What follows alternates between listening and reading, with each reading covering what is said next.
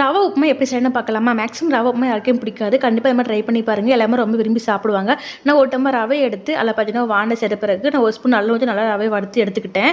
அதே மாதிரிலாம் நல்லெண்ணெய் கொஞ்சம் அதிகமாக சேர்த்து கடுகு, கடலைப்பருப்பு, உளுத்தம்பருப்பு சேர்த்துக்கலாம். நீங்கள் பச்சை மிளகா காரத்துக்கு வேணால் சேர்த்துக்கோங்க. நான் வரமிளகா வந்து சேர்த்துக்கிட்டேன். அதில் கொஞ்சம் பிறகு நான் கொஞ்சமாக கருவேப்பிலை சேர்த்துக்கலாம். வெங்காயம் சேர்த்துக்கோ. வெங்காயம் வந்து கொஞ்சம் அதிகமாக சேர்த்துக்கோங்க. உப்புமாவுக்கு வந்து வெங்காயம் அதிகமாக டேஸ்ட் நல்லாயிருக்கும். வெங்காயம் வேணால் கொஞ்சமாக கல்லுப்பு சேர்த்தியாச்சு. வெங்காயம் அந்த அளவுக்கு வணங்கின பிறகு பார்த்தீங்கன்னா இந்த டம்ளர் வந்து நான் ஒரு டம்ளர் வந்து ரவை எடுத்திருந்தேன். 3 டம்ளர் தண்ணி வந்து சேர்த்துக்கிறேன். உப்பு கம்மியாக இருந்துச்சு, மறுபடியும் உப்பு சேர்த்து நல்லா கொதிக்க விட்டுடலாம். இது நல்லா வந்து கொதிச்ச பிறகு பார்த்தீங்கன்னா சிம்மில் வச்சு நம்ம அடுத்த ரவை இது கூட சேர்த்துக்கலாம். சிம்மில் சேர்த்துக்கோங்க. அப்படி வேகமாக வச்சு டக்குன்னு வந்து தண்ணி சுண்டி போயிடும். ரவை கெட்டி இல்லாமல் நம்ம லைட்டாக வந்து கழுவி விட்டுட்டே இருக்கலாம். ரவை வந்து பார்த்திங்கன்னா கொஞ்சம் எண்ணெய் பிசுப்பாக இருந்தாலும் நல்லா டேஸ்ட்டாக இருக்கும். வெங்காயம் அதிகமாக டேஸ்ட் செம்மையாக இருக்கும். இப்போ லாஸ்ட்டாக கொத்தமல்லி தழை வந்து போட்ட பிறகு லைட்டாக வந்து நான் ஒரு ஸ்பூன் வந்து மறுபடியும் எண்ணெய் வந்து சேர்த்துக்கிறேன். எண்ணெய் சேர்த்த பிறகு நல்லா வந்து மிக்ஸ் பண்ணி எடுத்துக்கலாம்.